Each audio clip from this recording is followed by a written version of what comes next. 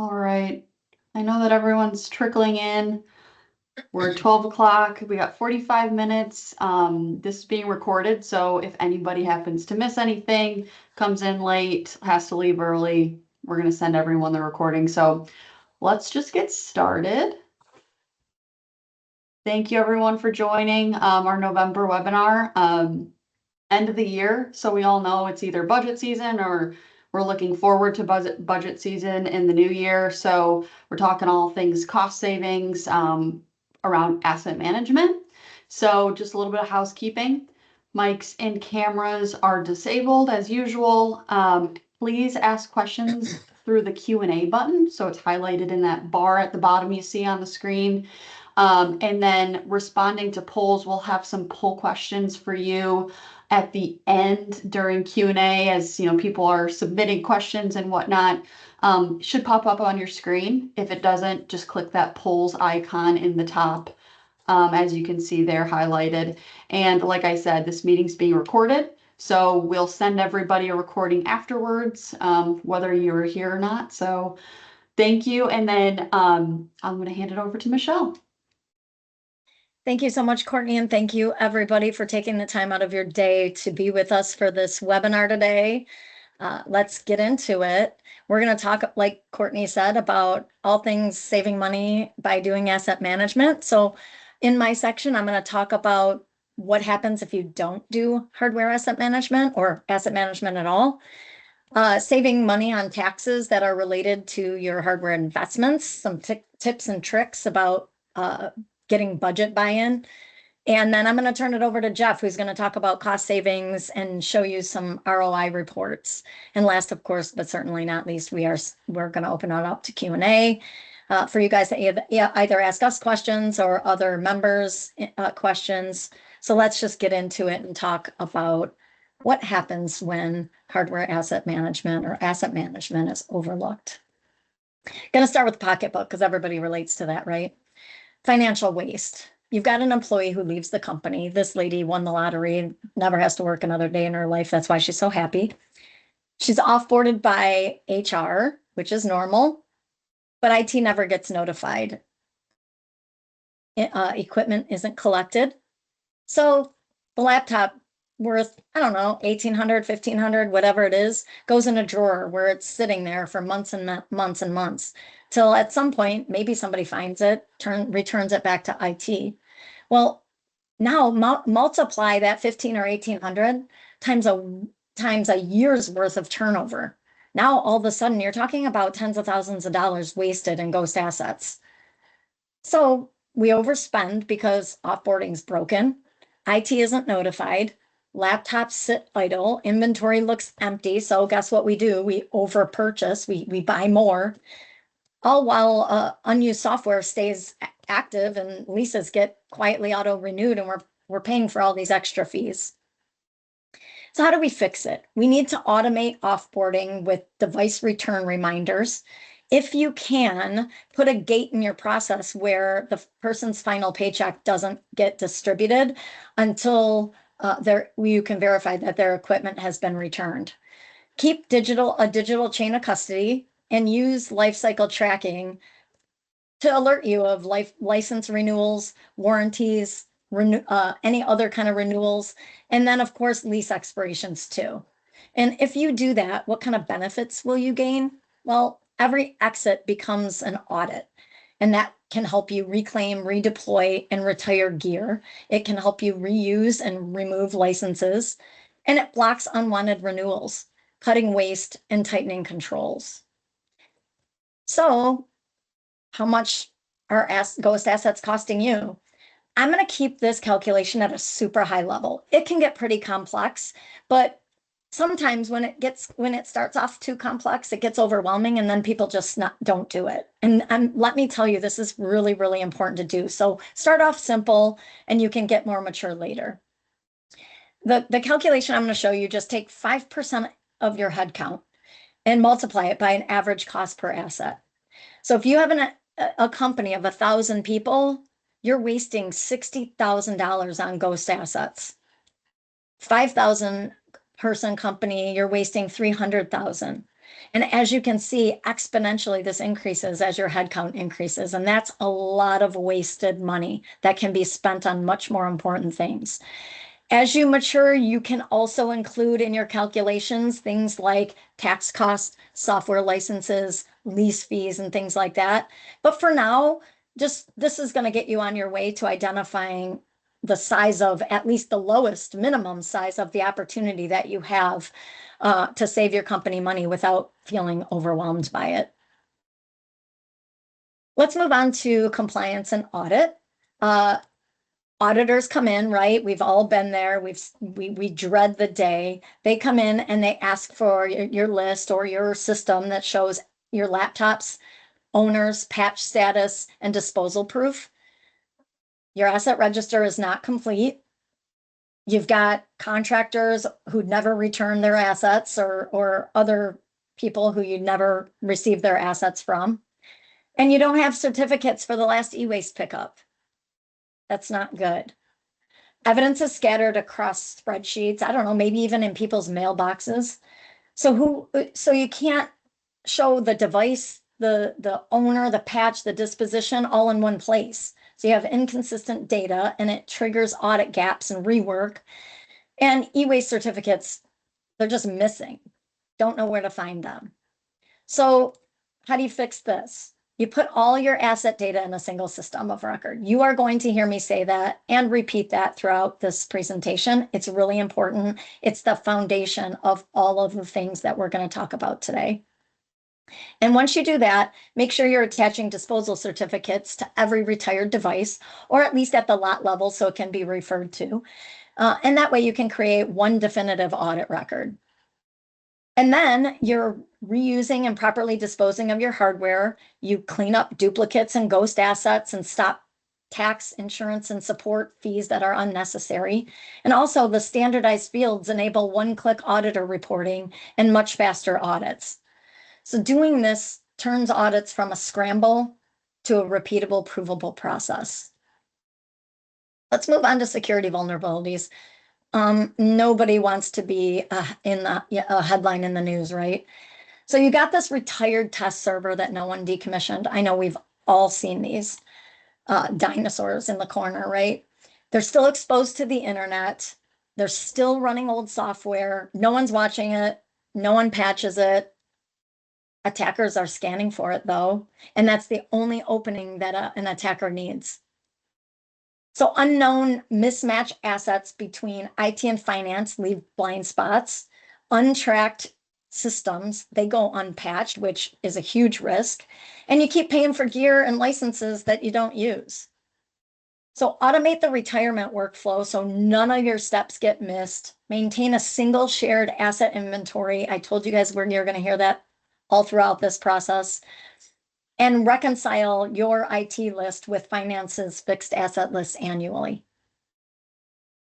And then forgotten systems, it means fewer ways that attackers can get in. And you always know what you own, you know where it lives, and you're reclaiming old devices and licenses that turns waste into savings. So you guys, visibility of your assets is the first control. Know what you have, retire what you don't, cut costs, cut risk, and you'll be in much better shape. Last in the section, we're going to talk about operational inefficiencies, and I'm going to give you a scenario that I like to call ticket ping pong. And the situation is you've got an employee whose laptop blue screen, right? This actually literally happened to me about a month ago. What do? They contact support. Support doesn't have that database to go to, so they don't know what model the device is, OS build, or last patch. So they have to go back to the customer. They do some back and forth with the customer until they go, I don't know. I still don't have all the information I need to try and solve this problem. So guess what? They have to escalate. The desk is doing extra steps and early unnecessary escalations because the help desk doesn't have device details readily available. All the while, the customer is sitting there unproductive and can't work. Standardize your asset records. Auto-populate where you can. If you have discovery tools, certainly, ensure that it's populating your system where you can. And make sure you surface that so the help desk can see it without any additional clicks or having to swivel seat between different tools. Then you'll be solving issues on the first call, fixing problems faster, and obviously avoiding unnecessary handoffs and escalations. And you guys, this is one single scenario. There's a ton of scenarios all surrounding operational inefficiencies when you don't do hardware asset management or asset management at all. Some other ones I can think of just off the top of my head: license and warranty guesswork, end of life gaps, disaster recovery readiness deficiencies. All those are just some up from the top of my head. There's a lot more. This stuff is really important. So centralize your asset data, automate lifecycle handoffs, make every single exit an audit, and you're going to cut ghost asset costs, pass audits, shrink the likelihood of an attack, and certainly speed up support. The next section is about cutting tax on ghost assets. Now, I talked to you a little bit earlier about the cost of ghost assets. This is actually a different cost on top of what you're already wasting on the ghost assets themselves. This is a tax that 38 states charge. It's called a business personal property tax. Sorry, that's a tongue twister there. And it hits every single thing that's on your fixed asset register. And if it's listed, the state doesn't care if it's decommissioned or missing. They're charging you for it regardless. And it's simple. If you have that single repository for your assets, then all you have to do is go to finance, get their fixed asset list, and do that quick reconcile comparison with the IT asset register. Remove those assets that IT doesn't use anymore and are no longer on their list, and then finance will remove them, and then you're saving all that money on not paying taxes on those assets that are no longer in use, don't even sit anywhere in your organization. And actually, it's kind of crazy because this all came about from one of our customers. They were telling me how they did this in their organization, and they used AssetTrack to build that foundation and that single source of truth that gives them that complete and correct asset database to use. And once he was able to get that, then he went to finance and did that reconciliation I talked about and saved his company a bunch of money. This is real. This is also not a single instance exercise. You need to make sure that you're repeating this exercise every single year to keep your list clean and make sure you're not overpaying on those ghost assets. I have a ghost asset quick calculator that we put together. It's really, really simple, and we're happy to share this with you. Reach out to us if you want to see it. And all it is you put in your state. I'm in Michigan. State matters because, as you can see, every single state charges a different tax. We do the calculation for you. You put in your total number of assets. So let's say you're tracking 50,000 assets. Add a 10% untracked ghosted asset and just an average asset value of 900. You are now wasting another, over and above what we wasted on that first section, $67,500 on just taxes on these devices that you no longer even have anymore or don't use. That's a lot of money. And I feel like once you have that solid single source of truth, it's kind of low-hanging fruit to save your company a lot of money.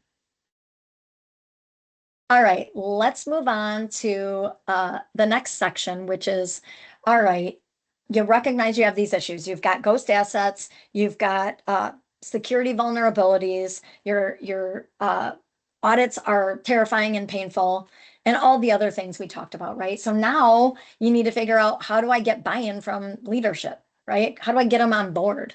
Well, first of all, tracking hardware isn't just IT's job. Finance cares about it for taxes, as we just discussed. Leaders care about it because of budgets, and legal cares about it for compliance. So if you're not tracking them, poor tracking or no tracking becomes really, really costly. And HAM works only if everybody's all aligned. IT, finance, ops. If everybody's aligned, there's a shared purpose, adoption, and that's when you start seeing results. So what do? Well, you start by identifying those key stakeholders, like I just mentioned: IT, finance, ops, procurement, compliance, and anybody else that's a stakeholder of this. I am not sure why this workbook last save shows up there. Okay, cool. All right. Then you got to make sure you're presenting your problem in a clear, concise way using executive language. All right. And then you need to make sure you're expressing how these problems, they're not an issue just for IT. They're an issue for the company as a whole. And you need to be talking about all those things that I was just talking about so far, which is the financial waste, bad compliance and audit failures, security vulnerabilities, and operational inefficiencies, right? And you need to do it in as much as possible in a quantifiable way using numbers. Okay.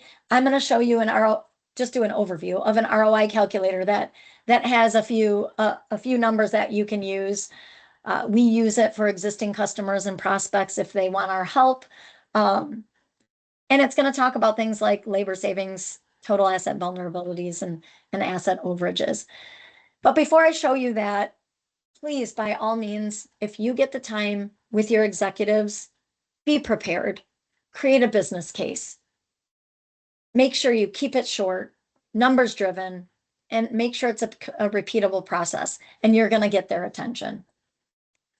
I'm going to show you this ROI calculator that we came up with. You're going to put some inputs on the left. This is all input by you. You just answer a few things, number of assets that you have overall, how many are sitting in inventory, asset information, and then things like audits too. How many people does it take to audit? How long does it take? How many audits do you do a year? Those kind of things. And then our calculators, we have 3 calculators on the right side here that are going to automatically calculate things for you, like asset overage, stock dwell time, right? You don't want stock sitting in your stockroom collecting dust while by the way, you paid for it and it's eating away probably at warranty. The warranty's eating away and no one's even using it, right? So that's important. Total asset liability. Look at these numbers for if you're tracking 57,000 assets or even 65K, because maybe 8,500 of them you don't even know you have, that's $65 million in assets that your company has invested. Make sure you're tracking them and take good care of them and know where they're at. And then, of course, labor savings. If you're tracking assets and automating things by using Asset Track or some system, we say we can at least improve and reduce the time it takes for you to do your audits by 50%. But we know based on customer feedback, it's way more than 50%, but we like to stay conservative on these numbers. So this stuff is really, really important. And you guys really can be saving your company a lot of money and a lot of headache for yourselves as well. So please get your asset management going. If you don't already have it, do your ghost assets stuff, and you're going to really start saving your company a lot of money. At this point, I'm going to turn it over to Jeff Abate. He's going to talk to you guys about how good asset management can realize cost savings. Thank you, guys. Take it away, Jeff. Oh, thanks, Michelle. It was much smoother than last month. Well done. Nice job. Yeah, my topics are going to overlap Michelle's a bit because I'll be talking about cost savings opportunities, which she did discuss as well. Then I'll show you some reports that are tied into my presentation. So let's get started. First, we'll talk about quick wins. We're going to talk about ghost assets again. I know Michelle just did, but we're going to talk about them again. Then we're going to talk about reclaiming unused assets and automating work. Eliminating ghost assets. I know Halloween is over, and it's going to be a recurring theme here. I should have done this presentation last month, but here we are. I know Halloween is over, but you still need to get rid of your ghosts. A ghost asset is an asset physically unaccounted for. They inflate your book value, they mess up audits, and they waste money on maintenance, licensing, and like Michelle discussed earlier, insurance costs. So what do? You do a physical audit. Physical audits are very, very important. Then you recycle your data across all your systems. Your physical audit, then you're going to check if you have AMI Tracks or ServiceNow or SCCM or Oracle Intune, et cetera. It doesn't matter. They all must be taken into consideration. Like Michelle said, single point of data. Use that data to create an exception report. Here I've got one that is showing exceptions by city where my ghost assets are. We'll get into that a little bit more into detail when I get into the ROI reporting stuff. Then you're going to investigate and document each case to remediate your inventory. And then you use that data for good, like updating contractual agreements. I will talk about that later as well. Well, fewer ghost assets equals lower maintenance and support costs, more accurate depreciation values, and more confidence in your audits. Move on to reclaiming unused assets.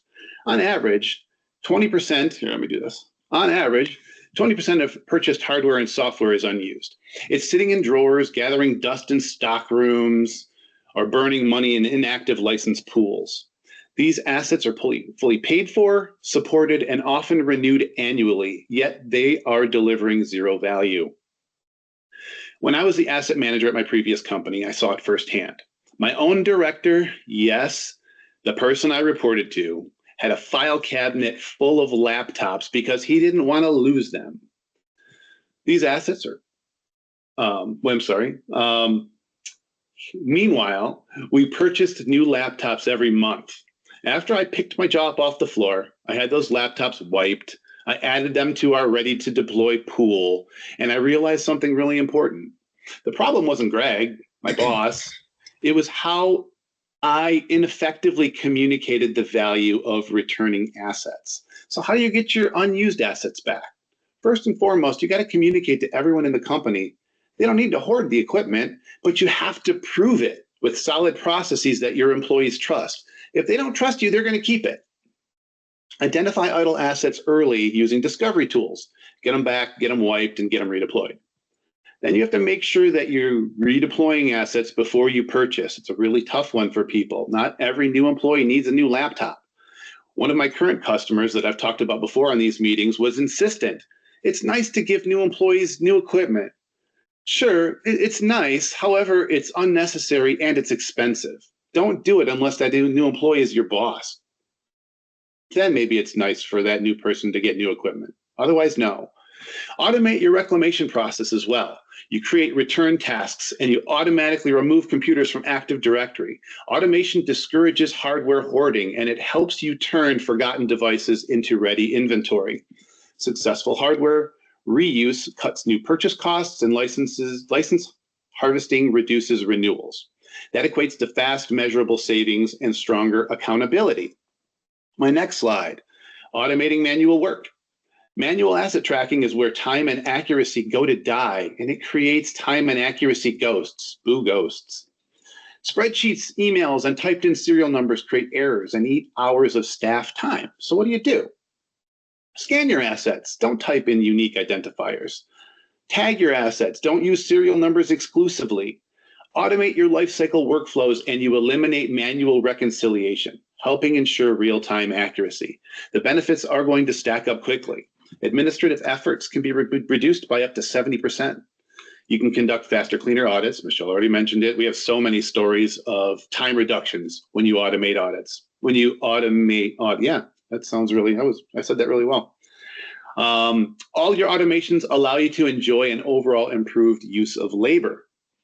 Make sure you understand, this is really important. Understand that automation doesn't replace people, it amplifies them. Your teams spend less time chasing data and more time making informed decisions that can move your business forward. Automation doesn't just save time, it saves trust. It turns capturing asset data from a chore into a competitive advantage. Yay, competitive advantage. All right, let's move on to some long-term benefits. Long-term benefits. We've got life cycle optimization, compliance and audit readiness, and we've got data-driven financials. A trustworthy asset record turns hardware into measurable savings, predictable refreshes, and audit-proof operations. Lifecycle optimization. Most organizations don't struggle to buy assets. They struggle to know when to replace or retire them. Without lifecycle discipline, they overpurchase, extend equipment past its useful life, and lose valuable insight into things like untracked disposals. So I've got some opportunities here from a long-term fix perspective. Refresh your assets at the right time. Use performance and warranty data to replace assets when costs begin to outweigh the value, not just when your budget resets. Extend usable life. Refurbish and redeploy hardware instead of refreshing on arbitrary schedules. It's a tough one because we're all in that mindset. Arbitrary schedule, like a 5-year schedule, is the right way to go. Not always. Plan with real data. Align your refresh cycles with utilization, incident trends, and support contracts that supports the extend usable life. Retire with purpose. Disposition doesn't automatically mean destruction. Recycling, donating, and reselling will help capture remaining residual value and feed your ESG requirements. Life cycle optimization isn't about using assets longer. It's about using them smarter. You should extract every ounce of value before spending another dollar. Quick wins save you money now. Life cycle optimization keeps you from losing the money later. Let's move on. Oh no, the auditor's here. That's not good. Better compliance and audit readiness. Compliance isn't just a box to check. It's a long-term safeguard against financial and reputational risk. Strong asset governance transforms compliance from a reactive cost into a proactive advantage. How do you improve compliance, you ask? Well, I'm going to tell you. Real-time visibility is key. Always know where every asset is, who owns it, and its current state. Automated record keeping. Every life cycle event, purchase, transfer, or disposal are logged and time-stamped automatically. Integrated compliance data. Certificates of sanitization, disposal, destruction, and license proof are attached directly to each record. And then policy enforcement. Send out automated policy reminders, add retention rules to ensure nothing slips through the cracks, and include approvals in your request process. Again, at my last company, Shadow IT associates were able to automatically stand up virtual SQL servers on their own with no approval process. It ended up costing us hundreds of thousands of dollars during our annual Microsoft audit. No approval process can cause unpleasant financial surprises nobody wants to explain to the CFO, so be careful.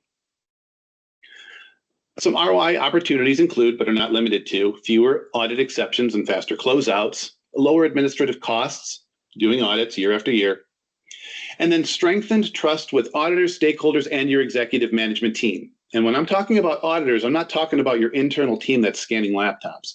I mean Deloitte, I mean KPMS, or worse, Oracle, IBM, or even Microsoft counting your SQL servers. Scarier than ghost assets, I know.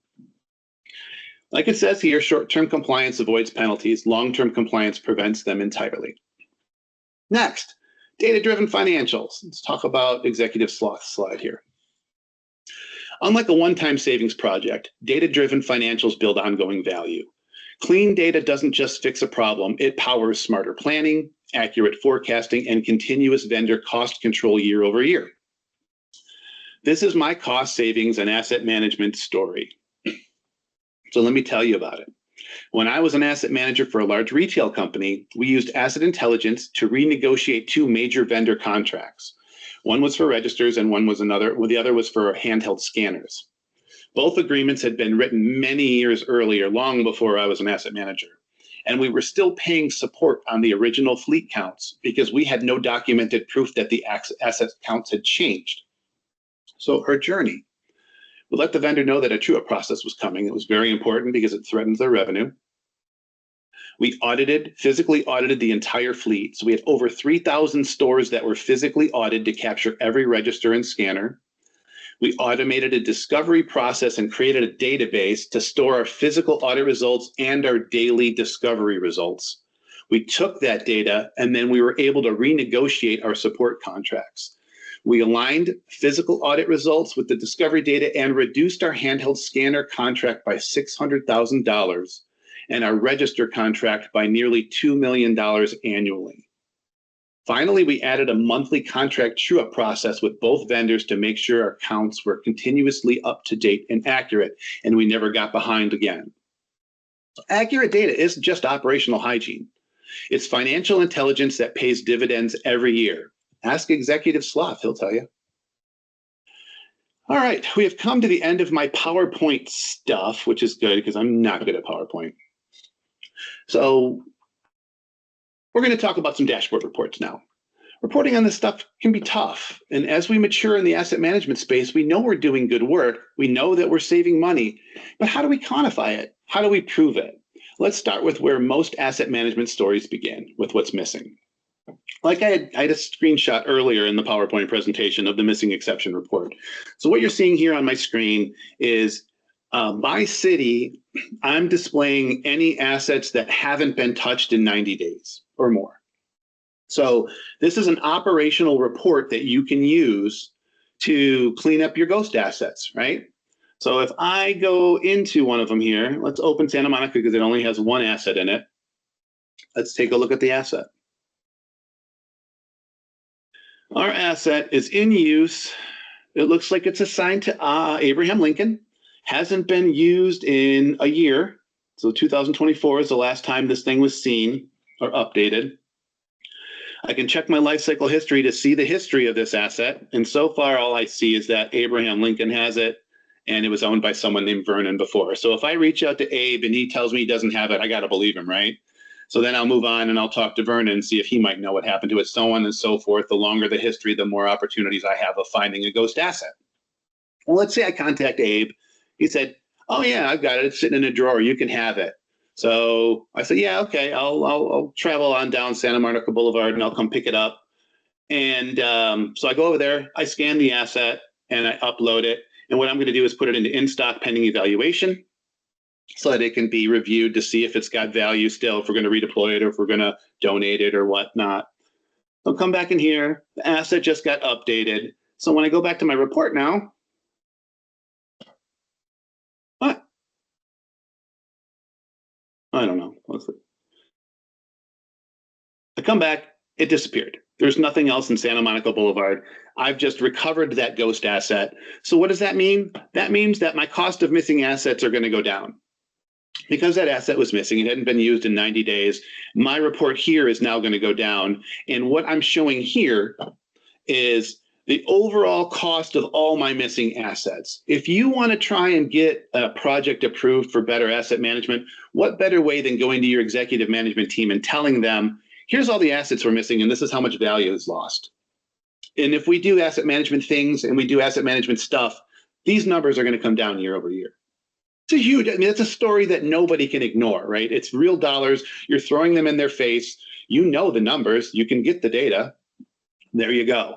Cost of missing assets comes down. That's tangible, real ROI. If you improve a process and you start saving money and you start reducing the number of missing assets, that's a return on investment that you can calculate and you can show. Same with the next report. The next report is my found asset value. Anytime I have an asset that goes from missing to any other state besides missing, it shows up on this report because it's no longer missing, right? This is the value that I've reclaimed. This is an ROI. This is money. This is my assets that I find and I'm putting back into my environment and I'm doing something with that we were getting ready to write off the books and count as a loss.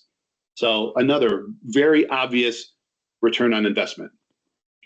So now let's talk about something that's not quite as operational. Let's talk about stock dwell times. You can see our overall stock dwell time when we started capturing it in April of 24 was terrible. Our assets were averaging 190 days in a stockroom, just sitting there collecting dust and doing all the bad things with like depreciation and wasting warranty value and all the stuff. So what did we do once we had visibility into this? We started spending less and using more, and we're reducing our overall stock dwell time over time until we get to the lowest point this past August, where we got it down to 43 days. We were averaging 43 days of stock in our stockroom. What you can do, you can quantify these numbers too. You can show what the cost is by just taking this report and changing it from stock dwell time to what the cost is over all these assets. And you can see how much money is sitting in your stockroom at any given time. It's huge, powerful ROI stuff. So let's get out of current and let's get out of past and let's talk about the future. The next couple of reports are my refreshes. I've got my asset refresh forecast and my asset refresh budget. So these reports are helping me predict what I need to do in the future. I can see what's the number of assets that I need to replace each year? What's the amount of money I need to spend? How do I do my budget? It's so much easier to have a report that's real time than it is to, oh, it's September, it's time to build next year's budget. Let's go grab our SCCM data and find out what's out there, right? This is so much easier. Here's the number. Let's just build it into the budget and move on to the next thing that we have to work on calculations for. And another thing you can do with these reports, you can make them more dynamic too. You can add in, if it's a lemon and you've had 5 incidents on one of these assets that's sitting in this report, you can tell the report, Anything with greater than 5 incidents, move it up. I want it done next year. It's a lemon. It's got to go. If I'm not replacing it right now because I don't have the money for it, I'm doing it in my next refresh cycle. So you can make these reports dynamic to support your process. And my last report that I'm going to talk about is more of a trend report that shows us what our efforts over time are doing, how they're paying off. So what we have right here is in my Asset IQ stockroom, I've got audits that were showing me in Q4 of 2024, my overall success rate was 58%, meaning that the assets that I thought I was going to find in my stockroom, I only found 58% of those. So that means the other 42%, my data was wrong or my stockroom was wrong and whatever, it didn't work. It's not matching. So over time, you're seeing that this number is starting to climb. That's a return on investment. That is telling me that I can trust my data more. I've got the right stuff in the right places at the right times. Here's my proof. I'm now up to 94% success rate when I scan a stock, when I audit a stockroom. And that's telling me that I have the assets where I need them. So when I need to order something, I don't walk into a stockroom and say, oh, I thought I had this there. It's not there. It's there. I trust it's there. My employees trust that they're there. My assets are there. This is all ROI stuff. So in just a few reports, we've seen snippets of how to tell an ROI story that's easy to understand, relatable, and actionable. Now, the message here is simple. When your data is complete, your ROI never stops growing.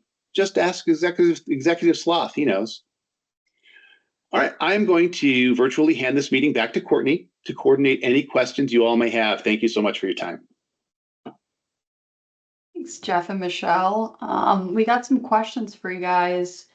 So first question is, how may I obtain this dashboard in my instance? So Jeff, you showed a lot of good reports. How do our customers get them? Yeah, that's a really good question. It's not out of box yet.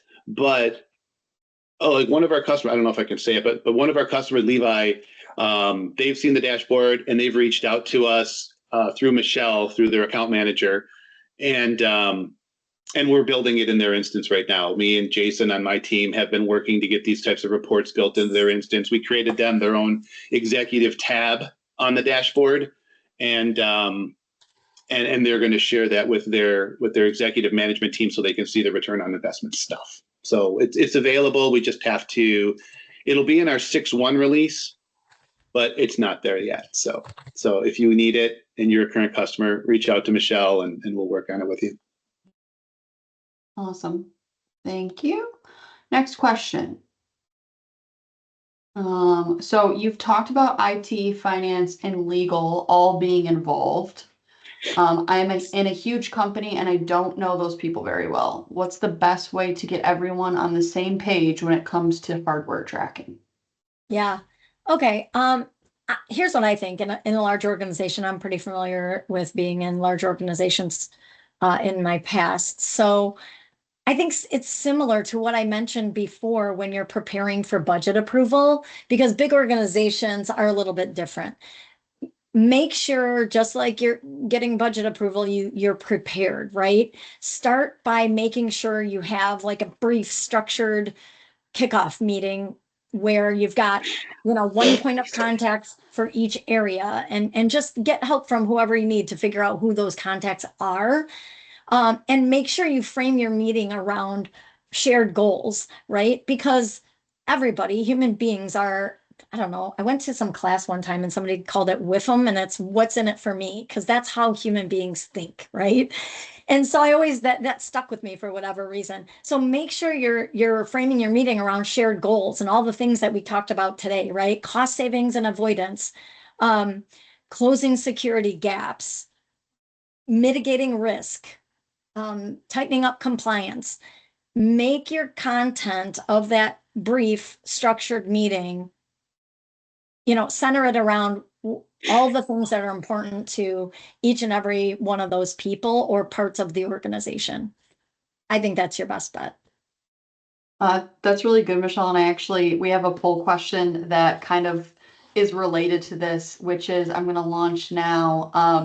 which team gives you the biggest headache when it comes to asset data alignment? So are there certain people in your organization or organizations that are giving you a hard time? They're not on the same page. Data's kind of in one spot. They're not willing to share it. I'm just curious to see what people's results are. All the above. I love it. Oh, ooh, I love that it shows it changing. That's really cool. David. Yeah, well, that too. Finance looks like finance is a big one. What? Moving around. That's interesting. Well, definitely, as you guys are responding, we'll see the results at the end, but just interesting to see what everyone says there. We do have another question for you guys. We have a few minutes left.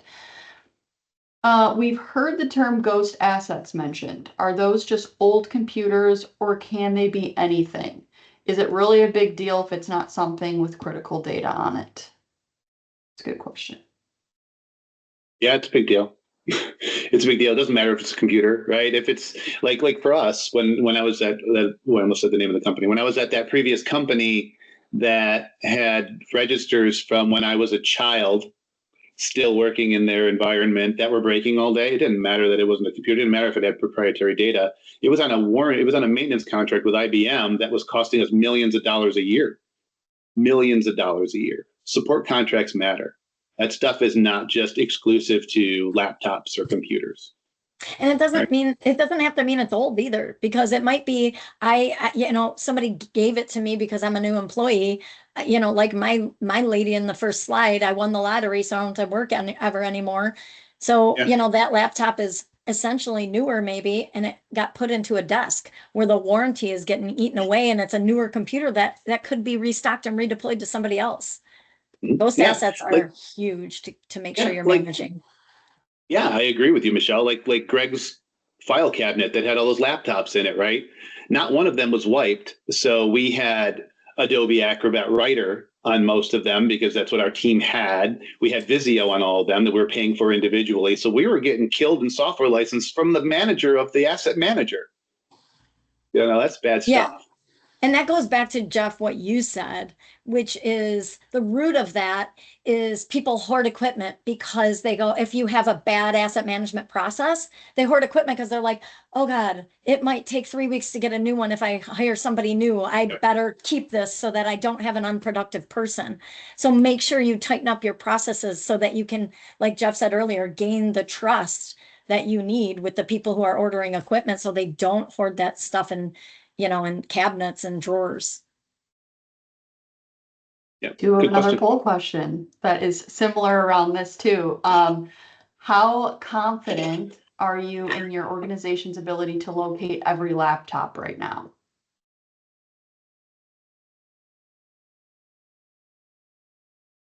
This one's going to be interesting. Right.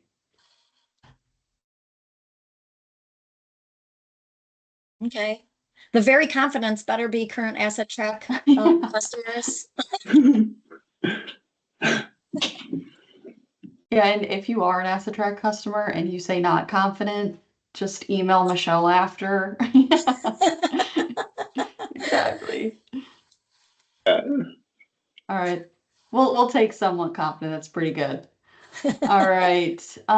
We are up against the time. Yeah, we have one more question. If you guys can answer it, great. If you can't, totally fine. How does inaccurate hardware tracking actually affect taxes or financial reporting? Does it really make that big of a difference? Isn't that something that finance deals with, or is it a hardware asset management thing, or is it the whole organization? Yeah, well, really, it's IT and finance together. It's got to be a combination because typically finance will have their own fixed asset list and IT will have their own fixed asset list. Kind of like the scenario I talked to you about earlier. One of our current customers was actually bringing this up and telling me about how he did it, but he couldn't do it until he had that foundation built of that single source of truth. Once he had that single source of truth, then he was like, okay, now I'm going to go to finance. And what the heck does finance have on the list, right? And he's looking at the finance list going, oh my God, I got rid of that so long ago. So he's, marking and removing stuff off the finance list. And if you just say, like, just easy, if you've got 100 of those, at $1,000 a piece, I'm just making these numbers up, right? That's 10 grand. That's a lot of money. That's a lot of savings that can be used for something else. So it really does make a big difference. And it's, in my opinion, if you've never done it before and you've got the foundation built of the single source of truth, it's a low hanging fruit that you can really show dollar savings to your organization, or at least cost avoidance too. Awesome. Well, thank you, Michelle and Jeff, for answering all the questions and having a great presentation. We are 1 minute over, but we hope to see you guys next month. Is our AMI user summit. It's our annual user summit. It's longer than this typical webinar where we talk about asset track, the year in 2025, future year roadmap, that fun stuff. So if you can join us, great. Keep a lookout for marketing communications about registering, and let us know if you're interested in ROI calculators or anything that Michelle and Jeff showed today. So thank you all so much. Thanks, everybody. Bye. Bye.